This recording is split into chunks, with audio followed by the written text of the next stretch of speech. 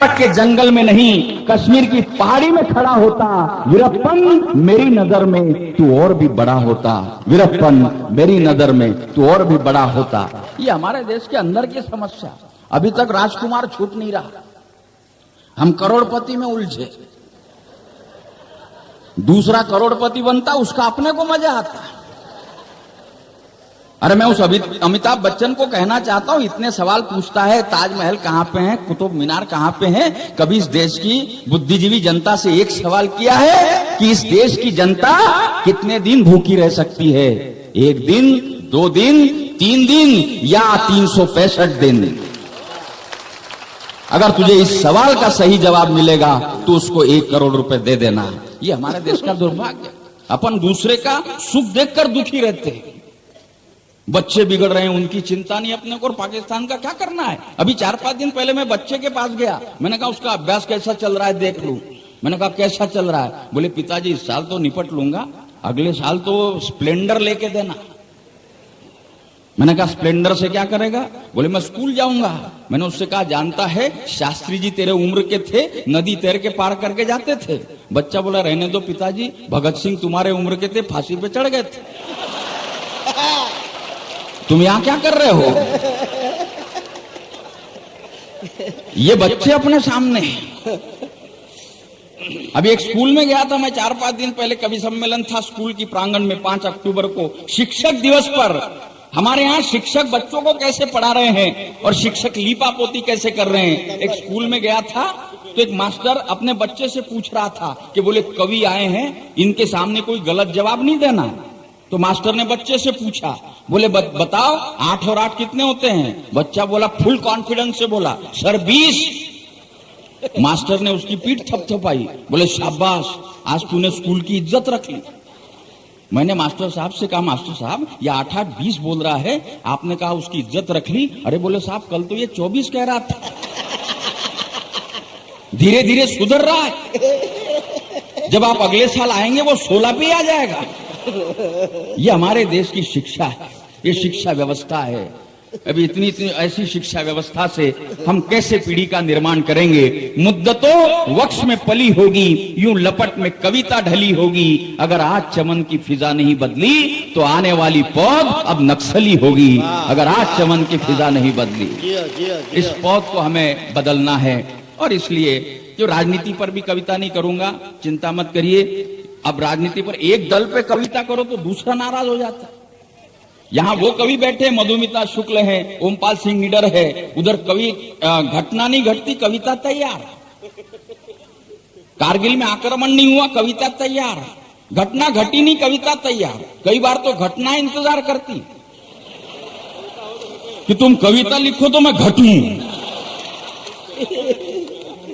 अपन ऐसे भी नहीं है। एक कविता मैं दे रहा हूं, कितना अज्ञान व्याप्त है हम में, हम ऐसा अज्ञानता में जी रहे हैं। मैंने एक सवाल किया, कैसे उटपटांग जवाब मुझे मिले और किन किन लोगों ने कैसे कैसे जवाब दिए और सही जवाब किसने दिया। मैंने एक नेता से पूछा नेताजी भूचाल क्या बला है? मैंने एक नेता से पूछा नेताजी भूचाल क्या बला है? वे बोले हमें अभी अभी पता चला है, इस योजना को जबलपुर में लागू कर दिया गया। वे बोले हमें अभी अभी पता चला है, इस योजना को जबलपुर में लागू कर दिया गया है। मैं वचन देता हूं दिल्ली में बात कर तुम्हारे क्षेत्र में भी लागू करने का आश्वासन देता हूं। हमने एक थानेदार से पूछा आप तो महान है, मेरी नजर में आप ही हिंदुस्तान है। आप तो महान है, मेरी नजर में आप ही हिंदुस्तान है। भूचाल का अर्थ समझाओ। बोले यार भूचाल तो शायद उसी सुखलाल का छोटा भाई है जो 4 महीने अंदर होता है, 4 महीने बाहर होता है। हमने सोचा भूगोल का मास्टर होगा ज्ञाता। पूछ बैठे सर जी बताओ भूचाल कब आता? वे बोले जिस भूमि पर चाल चलकर, उसकी अकल देखना भूगोल के मास्टर की, जिस भूमि पर चाल चलकर शिवाजी ने औरंगजेब को पानी पिलाया था, भूचाल उसी समय तो आया था। वाह। मैंने कहा क्या बकवास बोल रहा है, भूगोल में इतिहास बोल रहा है। अंत में जब कहीं जवाब नहीं मिलता अपन अपने पत्नी के पास चले जाते हैं। अंत में पत्नी का स्मरण हुआ, सोचा उससे तो कोई विषय नहीं रहा, अंश हुआ। पूछ बैठे प्रिय भूचाल क्या होता है जानती हैं? बोली हटो जी, तुम्हें तो हर वक्त मजाक ही सोचता है। पत्नी से कोई भी गंभीर समस्या पर चर्चा करो, उसका जवाब यही रहता है, तुमको तो अकल है ही नहीं। तो मैंने पत्नी से पूछा, भूचाल क्या होता है जानती हैं? बोले हटो जी, तुम्हें तो हर वक्त मजाक ही सूझता है, इतना भी नहीं जानते। जब हमारी शादी हुई थी, हम हनीमून के लिए कश्मीर जा रहे थे, आपने ट्रेन में मेरे हाथ पर अपना हाथ रखा था, गाड़ी रुकी थी, भोपाल के बाद भूचाल स्टेशन ही तो आया था। भोपाल के बाद भूचाल स्टेशन ही तो आया था। किसी सेठ से पूछो, किसी सेठ से पूछो, कहता है जब जब भी मेरे गोदामों में नया माल आता है, मेरे तिजोरी में भूचाल आता है। किसी सरकारी अधिकारी से पूछो, कहता है डाक बंगले में कोई नया ताजा तरीन पंछी हलाल हो जाता है ना यार, हमारे दौरे में तो उसी समय भूचाल आता है। अब तो सोचा किसी भिखारी से ही पूछते हैं। एक भिखारी से पूछ बैठे, ए भाई भूचाल क्या होता है जानता है? वो पेट पर हाथ रखकर सिर्फ हंसा, वो पेट पर हाथ रखकर सिर्फ हंसा, सारे बुद्धिजीवियों पर उसने फिक्रा कसा। बोला बाबू, भीख में मिली हुई एक रोटी जब मैं घर ले आता हूँ, बूढ़े माँ बाप, 4 बच्चे और मेरी बीबी को दिखाता हूँ। जब भी एक रोटी मैं घर ले आता हूँ, बूढ़े माँ बाप, 4 बच्चे और मेरी बीबी को दिखाता हूँ। जब उस रोटी का नाइंसाफी से बंटवारा किया जाता है, मेरा दूध मुहा बच्चा भूखी माँ की सूखी हुई छाती की ओर सिर्फ देखता रह जाता है। सच कहता हूँ मेरी झोपड़ी में उसी समय भूचाल आता है। सच कहता हूँ मेरी झोपड़ी में उसी। आंदोलन समाप्त कर दो, मांग मंजूर नहीं। अगली पंचवर्षीय योजना में एक भूचाल को लेकर के, चिंतन को लेकर के अपनी भावनाओं से जोड़ा अभी आपको भाई किरण जोशी ने। ऐसा लगता है कि जब से पैदा हुए न हमने एक घड़ी भी सुख को जाना। कितना कठिन पेट का खंदक भरने को 2 दाने पाना। मुट्ठी भर लोगों ने लूट रखा है जग का सभी खजाना। आज व्यक्तिगत प्रश्न नहीं है, आज बदलना हमें जमाना, आज बदलना हमें जमाना, इस जमाने को बदलने की तमन्ना लेकर के निकला हुआ ये कवि और ये राजनेता जिन्होंने इस कवि सम्मेलन को जुड़ाया, ये घनश्याम जोशी, जगमोहन वो वर्मा और अपने राजू रावत, इन्होंने इसे जोड़ दिया है। देखो ये अपनी भावनाओं को किस तरीके से अभिव्यक्त करना चाहते हैं। कवियों की और इनकी वाणी का तादात्म्य स्थापित हो रहा है। ऐसी दृष्टि में मैं इस कवि सम्मेलन को जिस मुकाम पर ले जाना चाहता हूँ, बाबा बैठा है वो फिल्मी गीतकार, वो पता ही नहीं है कि है भी कि नहीं है, भंग की तरंग में है। पागल जी को आप देख ही रहे हैं। ये तो हमारा संस्कार है कि पागल को भी जी कह रहे हैं। और हमारे बीच में एक नन्ही सी लड़की बैठी हुई है जिसने इस कवि सम्मेलन का मंगलाचरण किया था। ये उत्तर प्रदेश की लखीमपुर खीरी से आई है। ये अहिल्या की नगरी है। माँ बहनों की मान मर्यादा को समझने की शक्ति और ताकत रखने वाली इंद्रपुरी इंदौर है। इस अहिल्या की इस नगरी में इस गंगा की बेटी का, इस गंगा नंदिनी का अभिवादन स्वागत हम करते हैं, तहे दिल से करते हैं। और क्षिप्रा और नर्मदा के जल से इस लड़की का अभिषेक करते हुए इसे गंगा की बेटी मान करके मालवे के इस क्षेत्र में इसका अभिवादन करते हैं। जब हमारी माँ है, ये छावनी का चौराहा है, गजानंद बैठे हैं, लड़की यहाँ पर मौजूद है, ये आंगन लगा हुआ है। कविता को मूंगफली देख, इधर गरम कचौरी, सीधा बैठ, पुट्ठा पलट के इसको सीधा बिठा, सीधा बिठा, सीधा बैठ, आदमी की तरह बैठ। ये कैसा बैठाएगा? कौन सी मुद्रा है तीतर लड़ाने की? हाँ, ऐसा बैठा जैसे तीतर लड़ाएगा। आप सीधा बैठ गया आदमी की तरह, नहीं तो ऐसा लग जाता जैसे जाम्बुवंत। दोस्तों, इस देश को हम माँ के रूप में पूजते हैं और यत्र नार्यस्त पूज्यन्ते रमन्ते तत्र देवता। ये लड़की साक्षात अग्नि कुंड है। इसको तू लाए बम्बा है ना,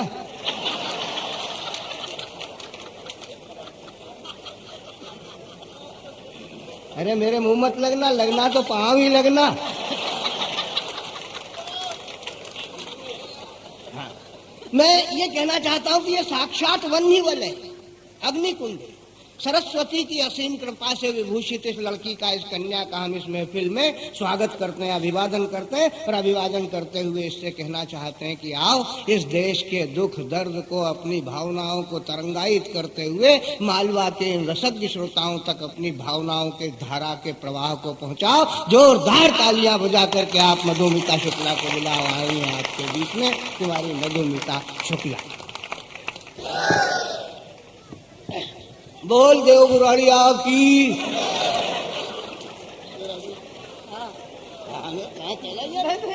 सर्वप्रथम वंदनीय माँ शारदा, माँ सरस्वती को प्रणाम करते हुए पुनः आप सभी को प्रणाम करती हूँ। मंच पर उपस्थित सभी कवियों को प्रणाम करती हूँ। पुलिस वाले खड़े हैं, नहीं बैठ सकते क्योंकि इनका तो पूरा जीवन ही खड़े खड़े बीत जाता है। दोनों जोड़े से खड़े हुए हैं और दो जोड़े से बैठे भी हुए हैं। बहरहाल अब आप इसी मुद्रा में रहिएगा, भटकिएगा नहीं इधर उधर। ये आत्मा बराबर भटक रही है। बीच में इसका हैप्पी बर्थडे हो जाता है, फिर भटक जाती है, फिर जन्म हो जाता है, फिर भटकने लगती है। इसको जन्म, बिल्कुल परमानेंट जन्म नहीं प्राप्त हो रहा। बहरहाल बहुत सारी बातें कही गई। लालू मुलायम बूटा हेगड़े, 4 लोगों का जन्म एक साथ भी बाल रूप में है।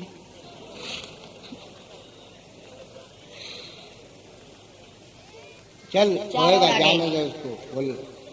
मंच आप देख रहे हैं, बहुत सारी बातें हुई मुझे बड़ी देर में। अभी कुछ ही महीने पहले हम लोग आपके बीच में उपस्थित हुए थे मरी माता चौराहे पर। जो वहां के श्रोता बैठे हो, मैं उनको भी प्रणाम करती हूँ। आसपास के श्रोता जो आए हैं, नए चंदों को लेकर के आपके बीच में कोई पुरानी बात नहीं करूंगी। जो नए विषय भी हमारे बीच में उभर के आए, आप लोगों से आवाजें भी आई, आप लोगों ने आदेश भी किया। वीरप्पन, हिजबुल मुजाहिदीन, अमरनाथ की यात्रा, इन सारी बातों को स्पष्ट करते हुए जो विषय अभी तक मंच से स्पष्ट नहीं किए गए, एक रचना के द्वारा उन विषयों को स्पष्ट करने की कोशिश करूंगी। लेकिन जैसा इंदौर से स्नेह मिलता रहा, उस तरीके का स्नेह दीजिएगा। प्रथम श्रोता से लेकर के अंतिम श्रोता तक सुने। ये मूंगफली वाला बैठ जाओ, इसको इधर निकाल दीजिए थोड़ी देर के लिए। ये देशद्रोह कर रहा है, जयचंद है ये बराबर आप लोग को मूंगफली बांट देता है और आपके हाथ तो मूंगफली में वो हो जाते हैं। ये वही कार्य कर रहा है जो जयचंद ने किया था। लेकिन ये नहीं समझता कि मंच पे चंद्रवरदाई भी बैठे हैं और पृथ्वीराज चौहान शब्दवेदी बाढ़ चला देंगे तुझ पे। सुनिएगा एक नए छंद के माध्यम से, जो बिल्कुल मैंने अभी लिखा, हमारे Joshi ji, red and white पीने वालों की बात ही कुछ और है कि धीमे धीमे सारा कश्मीर कत्ल हो रहा है। बिल्कुल अभी जो छंद लिखा प्रथम आपके बीच में पढ़ रही हूँ कि धीमे धीमे सारा कश्मीर कत्ल हो रहा है। आका उग्रवादियों के बैठे पाकिस्तान में। कल परसों की अगर न्यूज आपने समाचार सुने होंगे तो उसमें हिजबुल मुजाहिदीन ने इस्लामाबाद में बैठ करके उनके जो लीडर हैं उन्होंने कहा कि वे तेज प्रिय वार्ता चाहते हैं हमारे देश के प्रधानमंत्री से। मैं बात करना चाहती हूँ हिजबुल मुजाहिदीन, उनकी क्या औकात जो हिंदुस्तान से बात करेंगे कि धीरे धीरे धीमे धीमे सारा कश्मीर कत्ल हो रहा है। आका उग्रवादियों के बैठे पाकिस्तान में। तूने तो लगा के दाव, हमें सदा दिए घाव। तूने तो लगा के दाव, हमें सदा दिए घाव। अब तलवार नहीं रुकेगी मैदान में, अब तलवार नहीं रुकेगी मैदान में। कोई संधि, कोई अगर मेरी बात से सहमत हो तो आशीर्वाद दीजिएगा, इतनी तेज आशीर्वाद दीजिएगा कि अमेरिका में हमें प्रधानमंत्री जो गए हैं उन तक आपका निर्णय पहुंच सके कि कोई संधि, कोई समझौता अब होगा नहीं।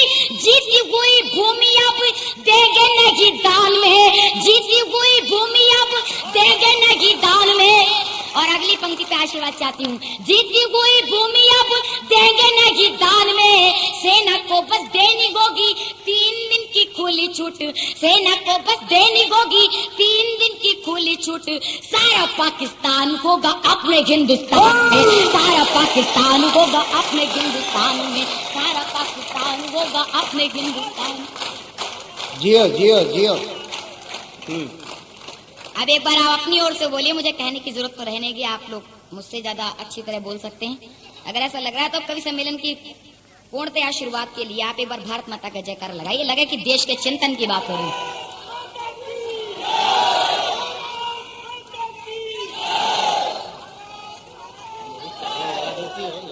आंदोलन समाप्त। मैं तो ये देख रही थी कि इसमें कितने लोगों के अंदर भगत सिंह की आत्मा ने प्रवेश किया। बात कर रही हूं आशीर्वाद के साथ में। पहले भी आपके बीच में छंद दे करके गई, उन्हीं छंदों से फिर से शुरुआत करती हूँ, क्योंकि मैंने कहा नया पढ़ूंगी, लेकिन फिर से एक छंद के लिए मुझे आदेश किया है पागल जी ने। सुनेगा कि अब तो नवाजी साहब जान गए होंगे आप भारत के आगे पाक टिक नहीं पाएगा। मरी माता के श्रोता बैठे हैं, वो इस छंद से पूर्णतया परिचित हैं। मैं चाहती हूँ उसी तरीके से फिर से आशीर्वाद दें, इधर के भी मोहल्ले से चाहती हूँ जीवंत होने का प्रमाण दें कि हमने 5 विस्फोट किए, उसके जवाब में पाकिस्तान ने 7 विस्फोट किए। आज हमारे प्रधानमंत्री ने गलती की। मेरा किसी भी पार्टी से कोई संबंध नहीं। इस मंच से राष्ट्र के चारण बन करके कविता पढ़ रही हूँ, किसी सरकार के चारण बन के नहीं। आज उन्होंने जब हिजबुल मुजाहिदीन से बात की तो कश्मीर की वार्ता को 3 स्तरों में बांट दिया। अब कोई भी निर्णय होगा तो उसका 3 लोग मिलकर के निर्णय करेंगे। तो मैं बात करना चाहती हूँ, अरे हिजबुल मुजाहिदीन तो मुजाहिदीन, अगर अमेरिका भी हमसे कहे कि वो बीच में हस्तक्षेप करेगा तो हम उसकी भी बात नहीं मानेंगे। कि अब तो नवाज साहब जान गए होंगे आप भारत के आगे पाक टिक नहीं पाएगा। अब तो नवाज साहब जान गए होंगे आप भारत के आगे पाक टिक नहीं पाएगा। और हिंदुस्तानी भले, मैं उसको अपनी साहित्य, अपनी संस्कार, अपनी सभ्यता से परिचित करा रही हूँ, हिजबुल मुजाहिदीन के उस लीडरों को और उन सारे लोगों को जो इस वार्ता से सहमत हैं कि अब तो नवाज साहब जान गए होंगे आप भारत के आगे पाक टिक नहीं पाएगा। हिंदुस्तानी भले घास की ही रोटी खाए पर अपने स्वाभिमान पे वो मार मिट जाएगा। अपने स्वाभिमान पे वो मार मिट जाएगा। बीच में ले आए हिम्मत मिलेगी कहो, युद्ध में भिखारी पूरी तरह पिट जाएगा। अभी आप सिर्फ सच्ची वालेंगे बेच रहे, अभी आप सिर्फ सच्ची वालेंगे बेच रहे। एक दिन पूरा पाकिस्तान बिक जाएगा, एक दिन पूरा पाकिस्तान बिक जाएगा, एक दिन पूरा पाकिस्तान बिक। एक नई रचना से शुरुआत कर रही हूँ। ये तो आपके बीच में माहौल बनाने के लिए, विचारधारा को उद्घाटित करने के लिए। नई रचना से सुनेगा, भूमिका से जुड़िएगा, कविता पूरी समझ में आएगी। प्रतिवर्ष मैं वैष्णो देवी जाती हूँ दर्शन करने के लिए। इस बार फिर मैं जून में गई और मैं एक बात बताना चाहती हूँ, ये इंदौर के श्रोता आपका ही आशीर्वाद था और सत्तन जी का आशीर्वाद था, जो मेरे मंच पे पिता तुल्य हैं और जिन्हें मैंने पिता अपना माना है। इस मंच पे आप लोगों का आशीर्वाद था कि आज मैं आपके सामने जो खड़ी हुई, आपके आशीर्वाद के कारण मौत के मुंह से निकल के आई। जब मैं वैष्णो देवी गई तो वहां की घटना आपको बता रही हूँ, सुनिएगा। मैंने सिर्फ मंचों से चीखा चिल्लाया नहीं, जो बात कही है उसको पहले करके देखा है, बाद में कहने की कोशिश की है। कि मैं पहले कारगिल गई, मैंने बताया, वहां की घटनाओं को बताया। अभी मैं वैष्णो देवी फिर गई जून में, तो वहां पर जिन लोगों से मैं सामान हमेशा खरीदा करती थी बाजार में, वहां पे सामान हम खरीदने के लिए गए तो एक मुस्लिम भाई जो दुकान लगाए बैठे थे अपनी गलीचे की, शालों की, उन्होंने मुझसे किस अंदाज में बात कही, सुनिएगा। और तब हमारा प्रधानमंत्री जब हिजबुल मुजाहिदीन से बात करने की बात करते तो मेरे मन को कितनी पीड़ा होती होगी। घाटी, कश्मीर की घाटी का दर्द आपके बीच में रखने की कोशिश कर रही हूँ कि उन मुसलमान महोदय ने कहा जो अपनी दुकान लगाए थे कि मैडम इस बार तो आप आ गई, इंशाअल्लाह अगले वर्ष आएंगी तो वीजा लेकर के आएंगी जम्मू में। मेरे मन को बात लगी और मैंने उसको जो जवाब दिया,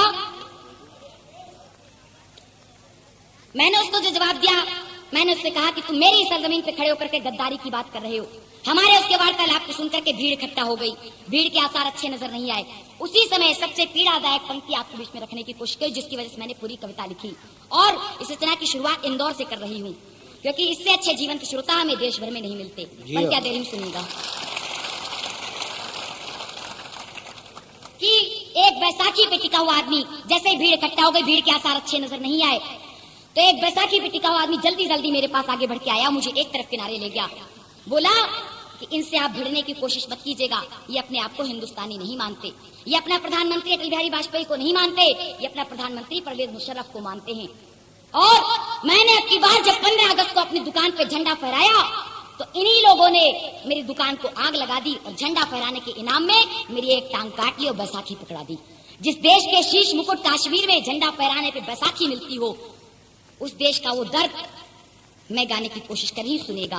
और तब अगर प्रधानमंत्री, अगर हमारी सरकार की गलतियों पे आपको नजर पड़े तो मुझे आशीर्वाद दीजिएगा, मेरे कहने के हौसले को आशीर्वाद दीजिएगा, जैसा कि इंदौर से मिलता है। नई रचना के साथ कि उसने क्या कहा कि जाइए आप दिल्ली में जाकर के मेरा पैगाम कहिएगा, कि जाकर के पैगाम ये कहना मेरे देश की माटी से, जाकर के पैगाम। बहुत देर बातें हो गई हंसी ठिठोली की, अभी तक उन विषयों को स्पर्श नहीं किया, मेरी पीड़ा है ये, कि जाकर के पैगाम ये कहना मेरे देश की माटी से, अपनी आन पे मर मिट जाने वालों की परिपाटी से, अपनी आन पे मर मिट जाने वालों की परिपाटी से। कश्मीर को भारत माँ का शीश कहा करते थे जो, काश आप अपने इस कश्मीर को मुकुट कहते हैं, नक्शे में बनाते तो मुकुट बनाते भारत माता को कश्मीर का, कि कश्मीर को भारत माँ का शीश कहा करते थे जो, सीमा की रक्षा में गर्मी शीत सहा करते थे जो, सीमा की रक्षा में गर्मी शीत सहा करते थे जो। उनसे कहना घायल माने संदेशा भिजवाया गए, उनसे कहना घायल माने संदेशा भिजवाया गए, वोटों के भिखमंगों ने अब माँ पर दाव लगाया गए, उनको अब क्या लेना देना कश्मीर या काशी से, दिल्ली को फुर्सत ही नहीं गए सत्ता की अय्याशी से। जीती रहो, जीती रहो, वाह, जियो, जियो। और अगली पंक्ति अगर अच्छी लगे तो मैं चाहती हूँ जिस तरीके से आपने मेरी सैनिक वाली रचना को मुझे सम्मान दिया, दोनों हाथ उठा के स्वतंत्र नागरिक की तरह आशीर्वाद दीजिएगा। 76 साल के वीरों की तरह सीटी अहिल्या बाई के, सीटी मत बजाना प्यारे, ये सीटी नहीं करनी चाहिए, बल्कि 36 साल के वीरों, 36 साल की संतानों, मैं रानी लक्ष्मीबाई की संतान अपने आप को मानती हूँ, चंद्रशेखर आजाद की धरती से आई हूँ। आप में सीटी की आवाज नहीं बल्कि तलवारों की खनक होनी चाहिए। अगर मैं चूड़ी खनकाने के बजाय तलवार खनका सकती तो आपको भी यही खनकाना चाहिए। जाकर के पैगाम ये कहना मेरे देश की माटी से, अपनी आन पे मर मिट जाने वालों की परिपाटी से। कश्मीर को भारत माँ का शीश कहा करते थे जो, सीमा की रक्षा में गर्मी शीत सहा करते थे जो। उनसे कहना तेरी माँ ने संदेशा भिजवाया गए, वोटों के भिखमंगों ने अब माँ पर दाव लगाया गए, उनको अब क्या लेना देना कश्मीर या काशी से, दिल्ली को फुर्सत ही नहीं गए सत्ता की अय्याशी से। संसद का ये शेर बन गया कैसे खद्दरधारी जी, माँ की अंतिम हिचकी सुन लो जागो अटल बिहारी जी, माँ की अंतिम हिचकी सुन लो जागो अटल बिहारी जी, माँ की अंतिम हिचकी सुन लो जागो अटल बिहारी जी, माँ की अंतिम। आप बोलिए भारत माता की।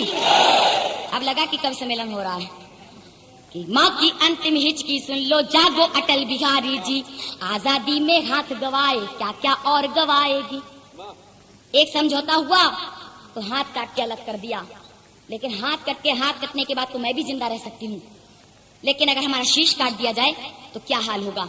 भारत माता की वेदना को याद कीजिएगा कि आजादी में हाथ इन लोगों ने तो अंग्रेजों से भी बुरा हाल किया, उन्होंने तो सिर्फ बेड़ियों में जकड़ा था, बेड़ियों में जकड़ा हुआ आदमी जिंदा रह सकता है, लेकिन शीश कट जाने के बाद कोई आदमी जिंदा नहीं रह सकता।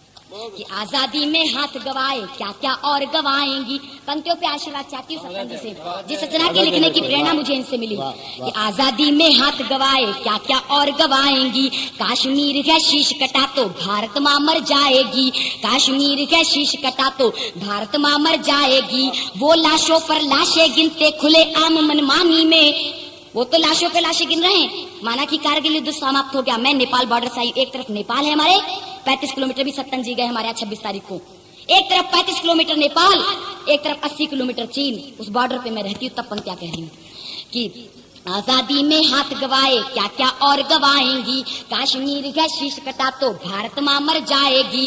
वो लाशों पर लाशें गिनते खुले आम मनमानी में, वो लाशों पर लाशें गिनते खुले आम मनमानी में। शांति कपोत उड़ाते रहना तुम अपनी राजधानी में, शांति कपोत उड़ाते रहना तुम अपनी राजधानी में। लहू लगा के सरकारी का जिन खूनी बंदूकों पे, अगली पंक्ति पे सदन से आशीर्वाद चाहती हूँ कि लहू लगा के सरकारी का जिन खूनी बंदूकों पे तुमने क्यों सर टिका दिया गए मुजाहिदीन के जूतों पे। लहू लगा के सरकारी का जिन खूनी बंदूकों पे तुमने सर क्यों टिका दिया गए मुजाहिदीन के जूतों पे।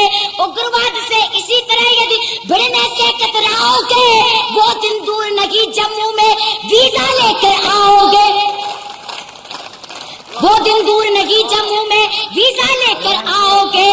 जहाँ हुए बलिदान मुखर्जी, जहाँ हुए बलिदान मुखर्जी, हो गई धरा बिचारी जी। माँ की अंतिम हिचकी सुन लो जागो अटल बिहारी जी, माँ की अंतिम हिचकी सुन लो जागो अटल बिहारी जी। और आप लोगों ने जिस विषय के लिए कहा उस विषय को स्पर्श करते हुए हम पूरी रात कह सकते हैं, मैं भी इस मंच से कह के गई, जिन माननीय महोदय के लिए मैं कह रही हूँ उनको हमने भी सत्ता में पहुंचाने के लिए बहुत बड़ा कार्य किया, हमारे पूरे कवि समाज ने। लेकिन अगर गलती करेंगे तो अगर हमारा बाप भी इसमें दिल्ली की गद्दी पर बैठा होता तो उसके कहने के लिए भी हम नहीं चूकते। पंक्तियां देरी सुनेगा, क्योंकि मैंने वंदे मातरम, मैं सरस्वती शिशु मंदिर की छात्रा रही, शिशु भारती की अध्यक्ष रही, मैंने वंदे मातरम अर्थात मातृभूमि की वंदना करने का संकल्प मन में लिया है।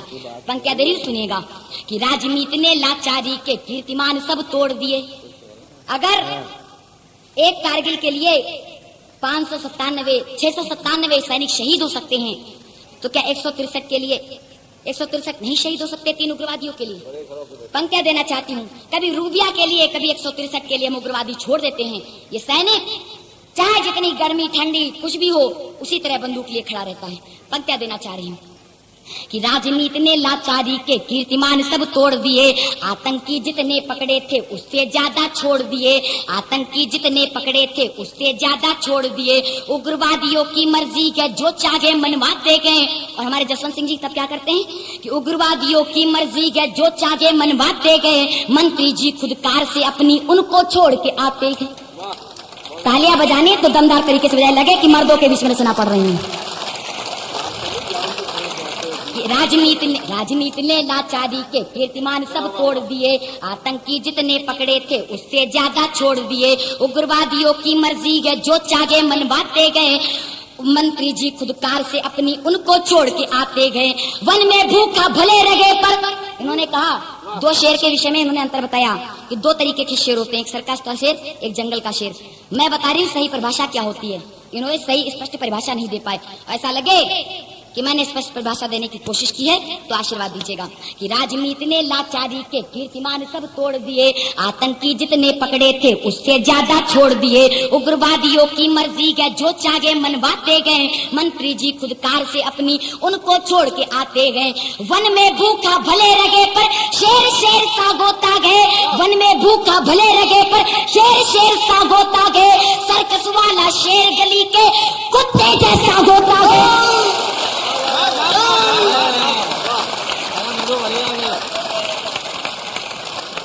जियो बेटा। और अगली पंक्ति पे अगर अच्छी लगे, दिल को स्पर्श करे, स्पर्श सम्मेलन के अभी तक की सबसे अच्छी पंक्ति लगे तो आशीर्वाद दीजिएगा कि वन में भूखा भले रगे पर शेर शेर सा गोता गए, सर्कस वाला शेर गली के कुत्ते जैसा गोता गए, गिल्ली चुल्लू भर पानी में डूबने की क्यों मरती गए, एक अरब की शासक होकर वीरप्पन से डरती गए।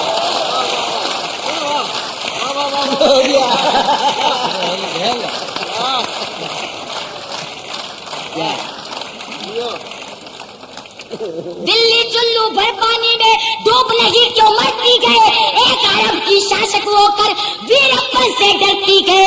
भारत माता की मर्यादा, भारत माता की मर्यादा, भारत माता की मर्यादा फिरती मारी मारी जी, माँ की अंतिम हिचकी सुन लो जागो अटल बिहारी जी, माँ की अंतिम हिचकी सुन लो जागो अटल बिहारी जी, माँ की अंतिम हिचकी सुन लो। और अंतिम पंक्तियां सुनेगा भाई साहब बिगड़ मुस्कुराए हुए थोड़ी देर के लिए, जब रचना हम जैसी पढ़ें उस पर वैसा आपसे अनुरोध है।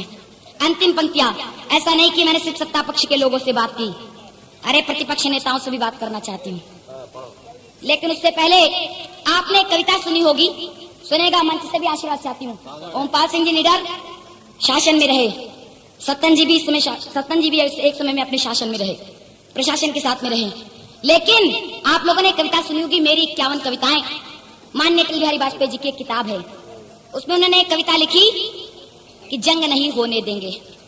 मैं अटल जी से बात करना चाहती हूँ इस इंदौर की जनता की ओर से, अहिल्याबाई के श्रोताओं, अहिल्याबाई की संतानों की ओर से सुनेगा कि लाल बत्तियों की कारों से लाल किला घबराता है।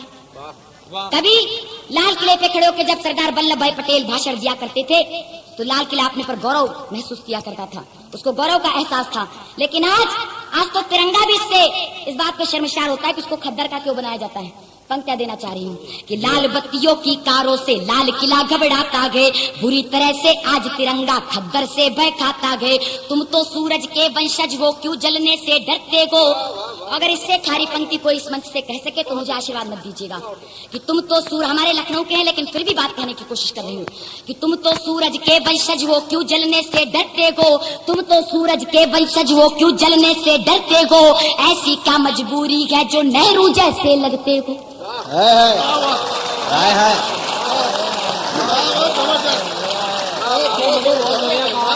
लाल बत्तियों की लाल किला घबराता है, लाल बत्तियों की। अगली पंक्ति आपको इससे भी ज्यादा जोरदार लगेगी। लाल बत्तियों की कारों से लाल किला घबराता है, बुरी तरह से आज तिरंगा खद्दर से बहकाता है। तुम तो सूरज के वंशज हो, क्यों जलने से डरते हो? ऐसी क्या मजबूरी है जो नेहरू जैसे अटल अब माँ का मस्तक भंग नहीं होने देंगे। जीती रहो बेटे, जियो जियो जियो। कहो अटल अब माँ का मस्तक भंग नहीं होने देंगे, वरना तुम अपराधी होगे। अमरनाथ की लाशों के सत्ता ज्यादा चल न सकेगी अब उधार की सांसों से। वाह वाह, जीती रहो, वाह जियो।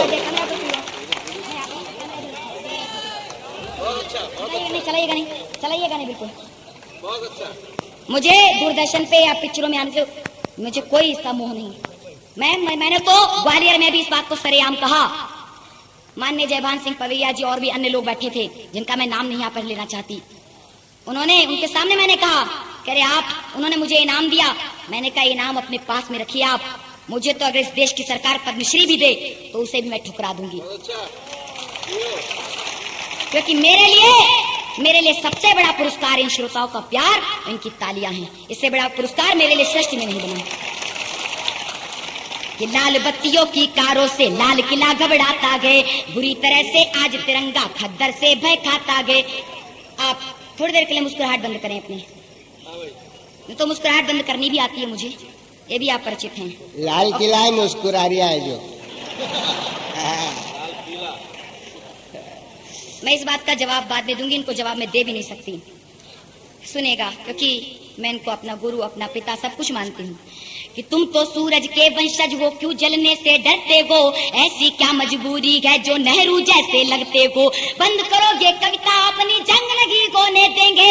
कहो अटल अब माँ का मस्तक भंग नहीं होने देंगे, वरना तुम अपराधी होगे। अमरनाथ की लाशों के सत्ता ज्यादा चल न सकेगी अब उधार की सांसों से।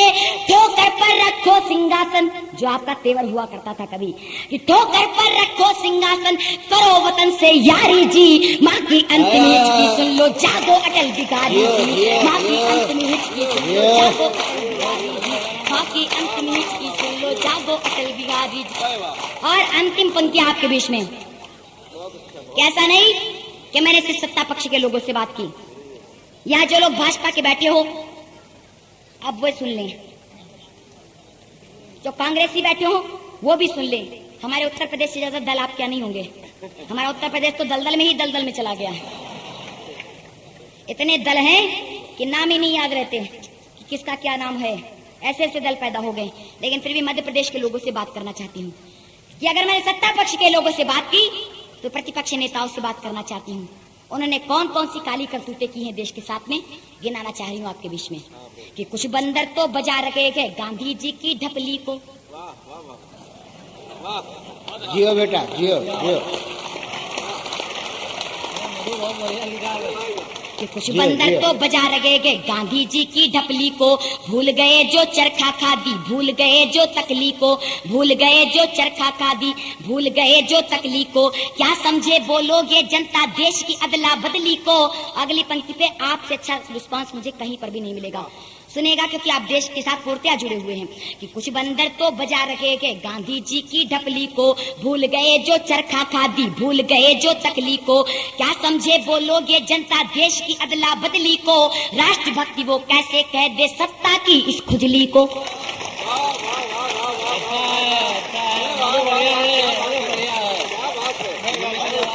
वाह भाई। एक खुजली माननीय कल्याण सिंह जी को भी हुई है इसमें। कि कुछ बंदर तो बजा रहे गए गांधी जी की ढपली। उनके ऊपर मैं कहूंगी, उन्होंने जो कार्य किया है उसको फूल वालों से ज्यादा कोई नहीं जानता, क्योंकि फूल वालों के ही चक्कर में इधर से उधर हुए। कुसुम, हाँ बाकी का इनसे पूछिए कि कुछ बंदर तो बजा रहे गए गांधी जी की ढपली को, भूल गए जो चरखा खादी, भूल गए जो तकली को, क्या समझे बोलोगे जनता देश की अदला बदली को, राष्ट्रभक्ति वो कैसे कह दे सत्ता की इस खुजली को असली ही कहेंगे कैसे कह दे नकली को असली ही कहे। अगली पंक्ति पे आशीर्वाद चाहिए कि असली को असली ही कहेंगे कैसे कह दे नकली को, हम तो सिंह नहीं कह न सकेंगे, हम तो शेर नहीं कह न सकेंगे, पामेली जबली को।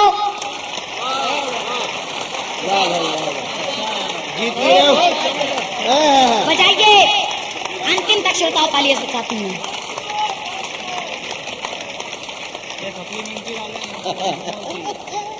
जीती रहो बेटे। ये असली को असली ही कहेंगे कैसे कह दे नकली को, हम तो शेर नहीं कह न सकेंगे, पामेली जबली को, कैसे ताज सरोवर का हम पहना दे उस मछली को, 14 वर्ष बहू बनकर भी जिसने पूजा इडली को।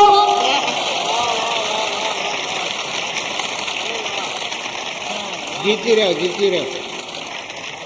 14 वर्ष बहू बनकर भी जिसने पूजा इडली को, नेता तक आया है जिनका और नीति गद्दारी जी, माँ की अंतिम हिचकी सुन लो जागो अटल बिहारी जी, माँ की अंतिम। वाह वाह।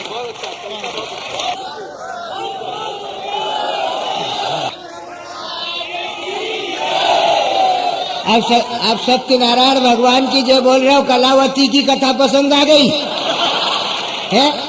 कलावती की कथा इतनी पसंद आ गई कि सत्यनारायण भगवान की जय है। तुम्हारी स्थिति तो उस तरह की है, वो जैसे दिलीप कुमार, उससे कहो कि वंदे मातरम गा तो बोले नहीं गाऊं है, उसको कहो 80 लाख रुपए ले और ये शंकर जी की आरती उतार, राधा जी की आरती उतार, राम जी की आरती उतारे तो वो गाए। आपने चित्रहार देखा ना, उसमें वो दिलीप कुमार गाना गाता है कि वो शंकर मेरे मैंने वो यार है 80 लाख तेरे तो शंकर मेरे। आनंद का क्षण है और कविता के इस सार्थक बिंदु पर आपके अंतर मन से निकल करके आने वाली आवाज निस्संदेह मुकर्रर की आवाज है, और उस आवाज को दबाने की ताकत हिंदुस्तान की सरकार के पास भी नहीं है, मेरे पास क्या कोई सवाल ही नहीं पैदा होता। मैं आपकी भावनाओं को अच्छी तरीके से समझता हूँ, पर तुम क्या समझते हो कि तुम्हारे कहने से होएगा? मेरे कहने से होएगा। मैं इस टीम का कप्तान हूँ, अगर वो यहाँ के सभापति है तो मैं इस सभा का देवर तो हूँ, और देवर होने के नाते मैं तुम्हारा आदमी हूँ, और तुम्हारे हितों की रक्षा करना मेरा दायित्व है। तुम मेरे घर के हो, परिवार के हो, वो मेरी बेटी है। मैं दोनों के हितों की रक्षा करना चाहता हूँ। मैं कदापि नहीं चाहता कि घर की बेटी थाली में ज्यादा परोस करके अपव्यय करे, लेकिन उसके द्वारा परोसा हुआ भोजन इतना सुपाच्य है कि खाने वाला स्वयं भी मांग ले, ये उसकी परोसगारी की सार्थकता है, उसकी रसोई की। और इस परोसगारी को, इस स्वाद को, इस आस्वाद को आपने लिया है, मैं भी चाहता हूं कि ये स्वाद आपको और मिले। एक रचना विशेष के लिए मैं मधुमिता को आज्ञा देकर के यहाँ पर खड़ा करना चाहता हूँ कि वो पाकिस्तान के खिलाफ लिखी हुई उस माता की वाणी को यहाँ पर गुंजारित करने वाली रचना का पाठ करें। आप जोरदार तालियों की गड़गड़ाहट के साथ उसको दावत देके अपनी बात की तारीफ।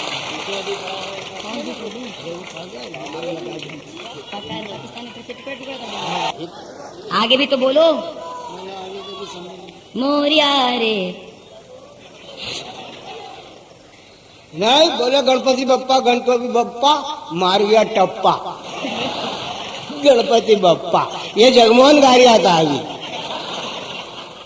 और वो घनश्याम उस पर रिदम दे रहा था। ऐसा लग रहा था जैसे ये जगमोहन घनश्याम की जोड़ी ऐसी है जैसे कल्याण जी आनंद जी की। उनकी तो टूट गई, ये लच्छू प्यारे हैं। सुनेगा, आप लोगों ने आदेश किया है। हाँ पर हाँ। अरे नहीं वो पढ़ते हमने कही, वो पढ़ वो हाँ हाँ। जिस रचना के लिए आदेश हुआ है, वंदे मातरम, वो भी पढ़ेंगे। जिस रचना के लिए मुझे आदेश किया है वो रचना सुनिएगा। कि अगर मैंने मरी माता चौराहे पे पढ़ा तो मैं चाहती हूँ छावनी चौराहे पे भी पढ़ूं। वो रचना ऐसी है कि आप अगर उसको पुनः भी सुने तो आपको फिर भी वो नहीं लगेगी। सुनेगा। मैं 22 जून से लेकर के 28 जून तक कारगिल में रही, जिस समय युद्ध चल रहा था। आपके नाना पाटेकर हमारे साथ में थे।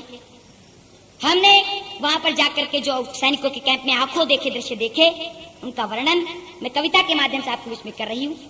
इंदौर से लेकर के कारगिल तक की यात्रा शब्दों के माध्यम से कराऊंगी। अगर यात्रा आप सफल समझे तो मुझे टिकट के रूप में आशीर्वाद दीजिएगा तालियों के साथ में। सुनिएगा। स्वागत। कि पहली 4 पंक्तियां कि पाकिस्तानी ये घुसपैठी। एक निवेदन है सिर्फ खाली। अगली रचना में आप हंसे बोले कुछ भी किए, मैंने सब कुछ बर्दाश्त किया, लेकिन इस रचना में हाथ निवेदन है मेरा कि थोड़ी देर के लिए अपनी मुस्कुराहट को गांभीर्यान्वित कीजिएगा। थोड़ी देर के लिए मत हंसिएगा। यह समझिएगा कि मैं आपकी माँ की वेदना को गाने की कोशिश इस मंच से कर रही हूँ, हौसला कर रही हूँ इस मंच से। अपने घर की बेटी को समझ करके सुनिएगा।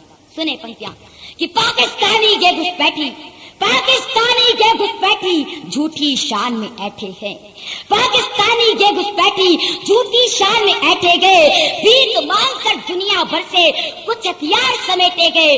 बेशक वो झंडे में लेकर, बेशक वो झंडे में लेकर चांद सितारे बैठे गए।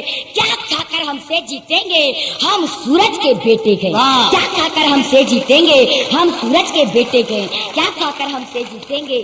पाक की चोटी पर शहीद को था श्वेत बर्फ ने दफनाया। आपके इंदौर में भी एक परिवार के 4 शहीद हुए, उन पर कविता लिखी पूरी सत्तन जी ने। मैंने उसी रचना से प्रेरणा लेकर के रचना पूरी लिखी जो अब पढ़ूंगी।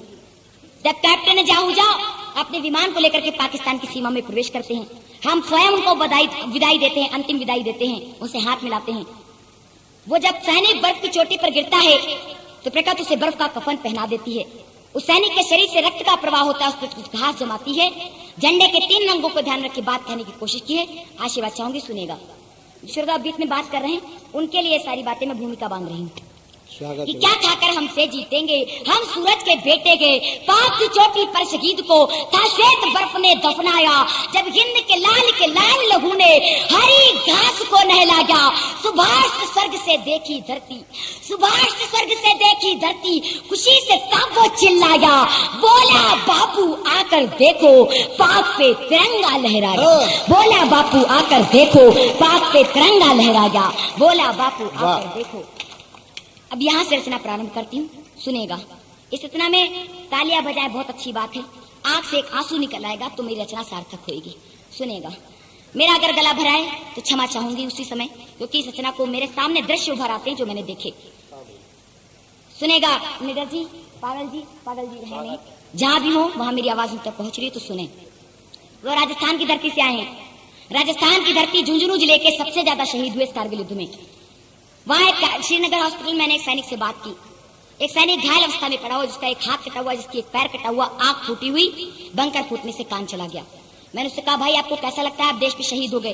उसने कहा अपने घर की जो व्यथा बताई। सुनेगा भाई आप लोग, ये श्रोता जो बहुत देर से हमारा साथ दे रहे हैं, मैं देख रही हूँ कि एक विधवा माँ के 2 बेटे, एक गाँव की सीधी सादी अनपढ़ माँ जिसके 2 बेटे, उसने अपने एक बेटे को सेना में दे रखा है। वे अनपढ़ विधवा माँ जब अपने बेटे को सेना में विदा करती है, उससे कुछ दिनों बाद खबर आती कि वहां पे युद्ध छिड़ गया। डाकिया पत्र लेकर के आता है। वे अनपढ़ माँ डाकिया से पत्र को लेती, सहेज के रखती है और किसी पढ़ने वाले को खोजती है। इतनी देर में उसकी ममता हृदय के क्या विचार आते हैं, सुनिएगा। जिसको देखो वो सजा देता है। 4 पंक्तियां किसी कवि ने लिखी इस माँ के ऊपर कि जिसको देखो वो सजा देता है, दोस्त बनकर के दगा देता है। एक वो माँ का दिल है वरना कौन मुफ्त में हमको दुआ देता है। वो माँ जब डाकिए से पत्र को लेकर के किसी पढ़ने वाले को खोजती गए, इतनी देर में उसकी ममता हृदय के विचार सुनेगा। सुनेगा। अपने माँ को जीने की कोशिश कीजिए, अपने बचपन को जीने की कोशिश कीजिएगा। स्वागत। कि एक सैनिक की चिट्ठी आई आज जब उसके गाँव में, एक सैनिक की चिट्ठी आई आज जब उसके गाँव में, जैसे धूप उजाला लेकर पहुंच गई वो छाओ में, जैसे धूप। अगर इस रचना पे आशीर्वाद देंगे तो नई रचना जो लिखी है विमान अपहरण पे, वो भी मैं आपको जरूर सुनाऊंगी। कि एक सैनिक की चिट्ठी आई आज जब उसके गाँव में, जैसे धूप उजाला लेकर पहुंच गई वो छाओ में। माँ ने दौड़ के ले ली चिट्ठी, जग की नगी थी पढ़ी लिखी, बोली कोई पढ़ के सुनाओ बेटा तो है नहीं दुखी, बोली कोई पढ़ के सुनाओ बेटा तो लोग हैं नहीं दुखी।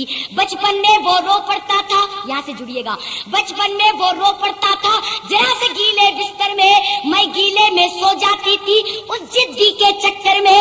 जाने कितनी ठंडक होगी उस बर्फीली घाटी में, जाने कैसे सोता होगा लाल मेरा वो माटी में।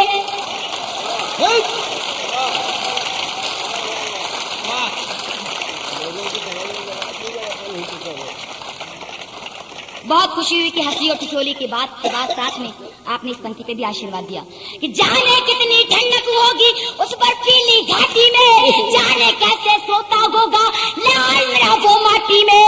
आज उसी के दम पे कहती जग को नाच नचा दूंगी, पाक भी पाकिस्तान में घुस के हाहाकार मचा दूंगी। एक सैनिक की चिट्ठी आई, एक सैनिक की चिट्ठी आई। माँ जब अपने बेटे को विदा करती है बहुत कुछ कहना चाहती, हमारी आंख खड़कती तो कहते कोई याद करता है, हिचकियां आती है तो कहते कोई याद करता है।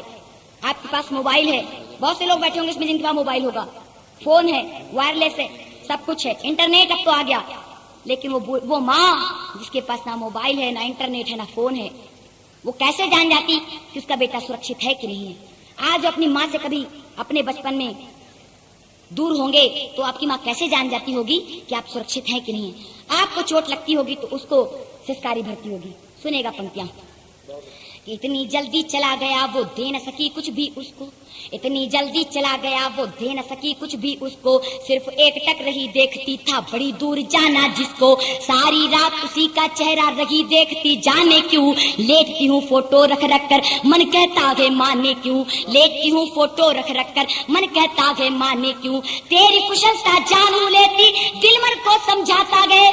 अगली पंक्ति पे एहसास को स्पर्श करने की कोशिश की है कि तेरी कुशलता जानू लेती दिल मन को समझाता गए, जब तेरे हिस्से का खाना रोज रोज बच जाता गए, सारा गांव हाल युद्ध का जब हमको बतलाता गए, तेरी बड़ाई सुन सुन कर सीना चौड़ा हो जाता गए। तेरी बड़ाई सुन सुनकर सीना चौड़ा हो जाता गए, सिंह सरी के मेरे बेटे ना को चने चबा दूंगी, पापी पाकिस्तान में घुस के हाहाकार मचा दूंगी। एक सैनिक की चिट्ठी आई, एक सैनिक की, और अभी मेरा गला भराया, अगली पंक्ति में हो सकता मैं पूरा बंद ना पढ़ पाऊं, लेकिन आप अगर इसी तरह ऊर्जा देंगे तो पूरा बंद पढ़ सकूंगी। ये दृश्य क्योंकि वास्तव मैंने अपनी आंखों से देखा। पत्र खोला जाता है तो क्या होता है, पागल जी कैप्टन जाहूजा के घर, कोटा का रहने वाला था कैप्टन जाहूजा, वहां पे रहता था, रहने वाला मूलतः पंजाब का था। जब हम कोटा में कैप्टन जाहूजा के घर जाते हैं तो उसका 7 साल का छोटा बेटा, पत्रकार उससे प्रश्न करते हैं, नेता उससे प्रश्न करते हैं, उसकी विधवा माँ आती उसे एक तरफ ले जाती है, पत्रकारों से कहती है इसे नहीं पता कि इसके पिता कहाँ पर हैं, जिंदा है कि नहीं है। उस घर में जब पत्र खोला जाता है तो क्या होता है, सुनेगा, आशीर्वाद चाहती हूँ कि पढ़ने को जब चिट्ठी खोली गम का वो तूफान चला। कविता तो बहुत सुन लेंगे लेकिन आपके हृदय से जुड़ी रचना पढ़ रही हूँ कि पढ़ने को जब चिट्ठी खोली गम का वो तूफान चला, ऐसी खबर लिखी थी उसमें उसको पढ़ता कौन भला, ऐसी खबर लिखी थी उसमें उसको पढ़ता कौन भला, चेहरे सबके धुआं धुआं थे जैसे दिल को कहीं जला, सूख गए आंखों में आंसू भर आया घर एक गला, सूख गए आंखों में आंसू भर आया घर एक गला। तभी अचानक एक पड़ोसन ने उसको था बतलाया, चीख उठी वो ममता घायल, काल भी उसकी शर्माया, उसका रोम रोम था घायल, वो पागल सी लगती थी, उसे देख के गांव के दिल में ऐसी बारूद सुलगती थी, उस बारूद में आग लगा के फिर से प्रलय रचा दूंगी, पापी पाकिस्तान में घुस के हाहाकार मचा दूंगी। एक सैनिक की चिट्ठी आई। जियो बेटा जियो जियो।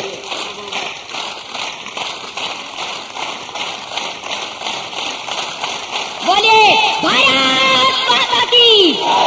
दोनों हाथों उठा के मुठ्ठियां बांध करके संकल्पित होके उन शहीदों की शहादत का बदला हम लेंगे, छत्रसाल के वीर लेंगे, मध्य प्रदेश में इंदौर के प्रथम वो श्रोता होंगे जो इसकी पहल करेंगे, हिजबुल मुजाहिदीन की बातों को निष्फल करेंगे तो ये श्रोता होंगे। दोनों हाथ उठा के मुठ्ठियां बांध करके संकल्पित होके भारत माता का जयकार लगाइए। बोलिए भारत माता की, भारत माता की, भारत माता की वंदे। अगली पंक्ति सुनिएगा।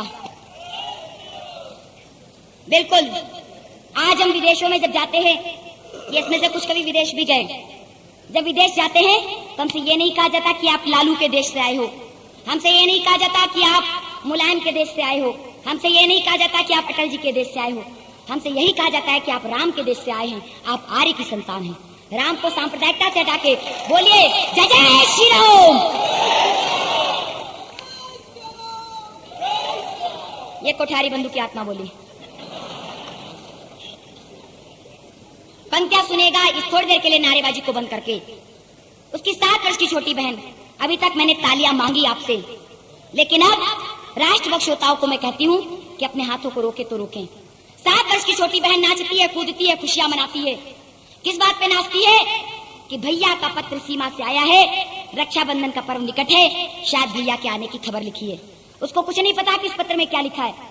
आपको पता होगा आज हम गणेश जी के चरणों में बैठे हैं। इनके पिता भोले शंकर, सृष्टि का सबसे बड़ा बलिदान बताया गया जब शिव ने विषपान किया। उससे भी बड़ा बलिदान सृष्टि का वो कहा गया है, यदि बच्चा अपनी शैतानी छोड़ दे तो इससे बड़ा बलिदान सृष्टि में दूसरा नहीं।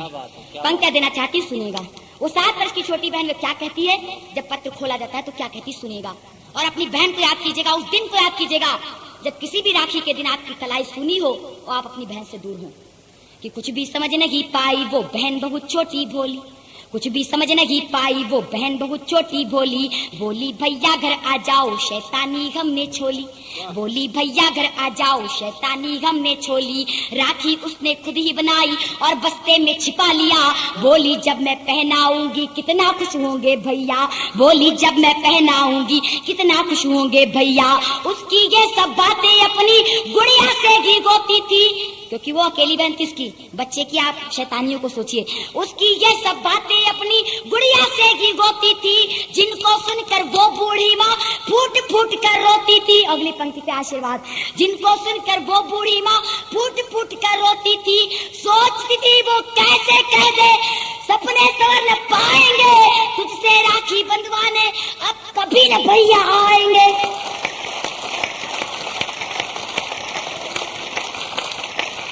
तुझसे राखी बंधवाने अब कभी न भैया आएंगे। मैं तेरी राखी ले जाकर, वो निश्चित से अहिल्याबाई जैसी कोई महिला रही होगी, मैं तेरी राखी ले जाकर उसके शौक पे चढ़ा दूंगी। पापी पाकिस्तान में घुस के हाहाकार मचा दूंगी। एक सैनिक की चिट्ठी आई, एक सैनिक की चिट्ठी आई। और अंतिम पंक्तियां आपके बीच में रखते हुए, ये श्रोता जो बीच में बात कर रहे हैं, थोड़ी देर के लिए विराम दीजिए अपनी बातों को। कि उसकी पत्नी, उसकी विधवा, जिसके विवाह का 1 वर्ष हुआ, पति सीमा पर लड़ने के लिए चला गया, शहीद हो गया। वो पत्नी जब अपने पति को पत्र लिखती है सीमा पर, तो उसका पति जवाब में क्या लिखता है कि यूं तो मेरे इश्क पे सारा जहां कुर्बान है। सुनेगा आप लोगों के लिए, वो सैनिक क्या जवाब में लिखता है कि यूं तो मेरे इश्क पे सारा जहां कुर्बान है, पर मादरे वतन पे मेरा इश्क भी कुर्बान है। उस पत्नी की पति, उस वीर की वीरांगना क्या कहती है जब सुबह फौज के कैंप में से प्रश्न किया जाता है। हिंदू रीतिवाजों से परिचित हैं, गणेश जी के चरणों में बैठे हैं, सारे मंगल कार्य इनकी शुरुआत से होते हैं।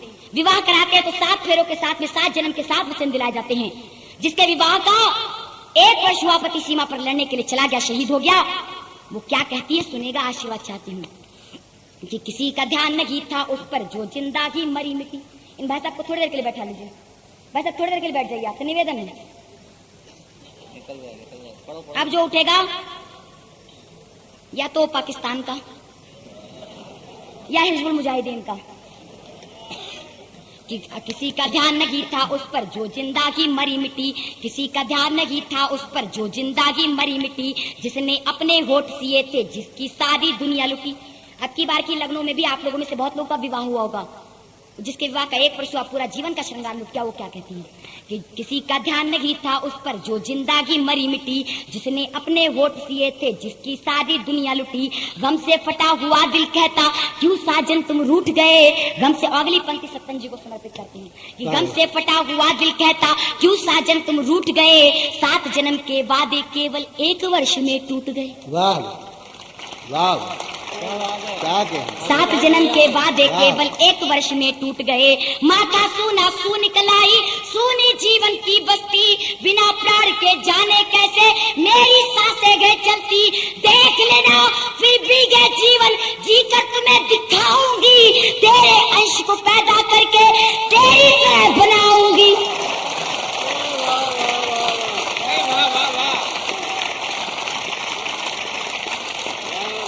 जीती रहो बेटे। और अगली पंक्ति पे इससे भी अधिक आशीर्वाद चाहिए। उस परिवार को हौसला चाहिए आपकी तालियों से कि कैसा बनाना चाहती है।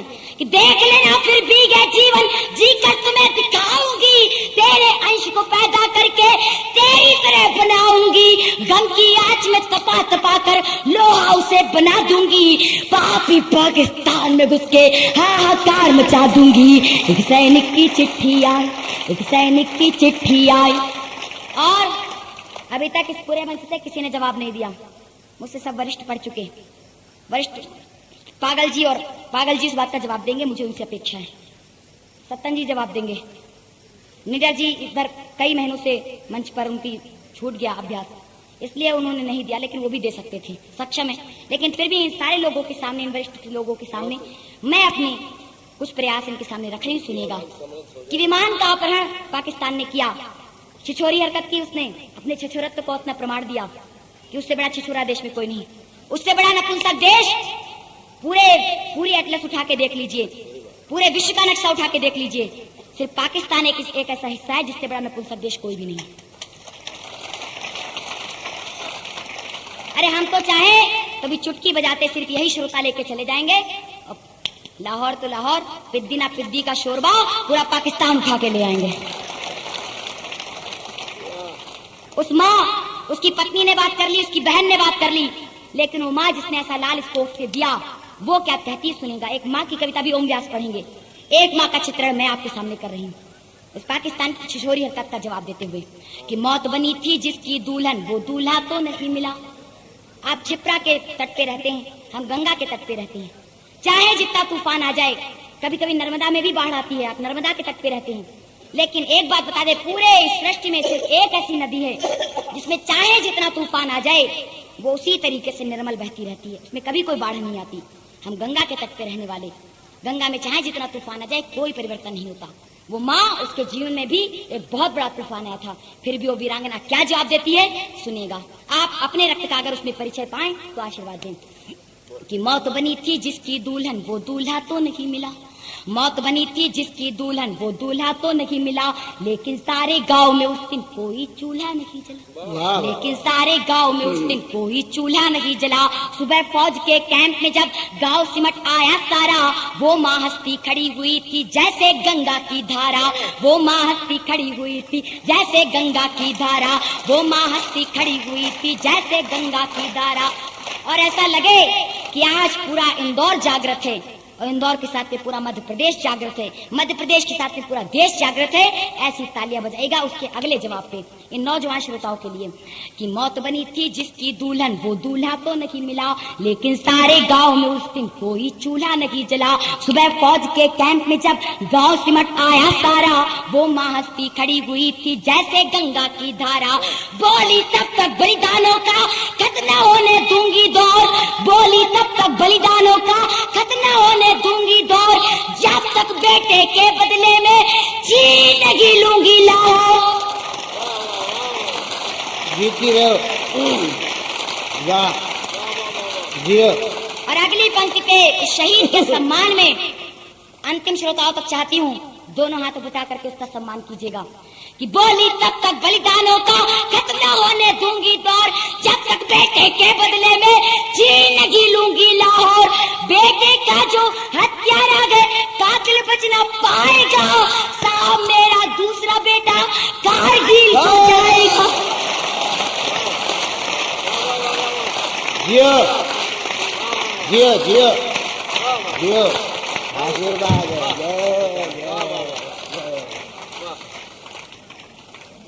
अब अगर लगा सकते हैं तो अपनी ओर से जैसे मैंने भारत माता का जयकारा लगाता है एक बार जयकारा लगाइए। दोनों हाथ उठा के मुट्ठियां बांध करके हाथ खड़े करके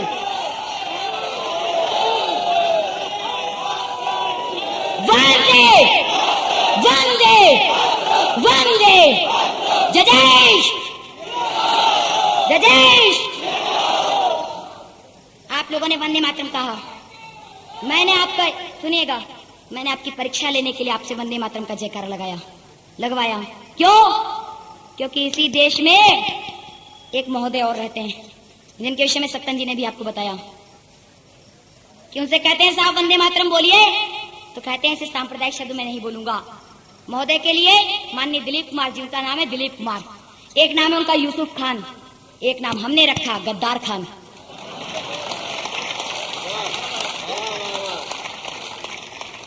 उनसे कहा बोल बोल वंदे मातरम बोल, बोले ऐसे सांप्रदायिक शब्द में नहीं बोलूंगा, और निशाने पाक लेने के लिए पाकिस्तान पहुंच गए। उन्होंने समझा, ये पंक्ति सुनिएगा, ये चिंतन का विषय आपके लिए और माननीय दिलीप कुमार के लिए भी, माननीय कहेगा दिलीप कुमार के लिए।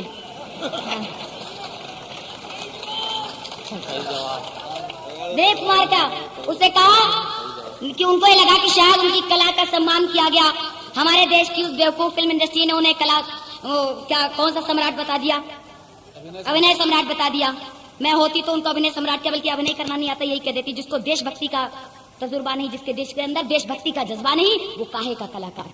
पंक्तियां देना चाहती हूँ, सुनेगा कि उनको अभिनय सम्राट दे दिया। उन्होंने समझा कि पाकिस्तान ने उनके अभिनय का सम्मान किया, उनकी कला का सम्मान किया, उस पर निशाने पाक दिया।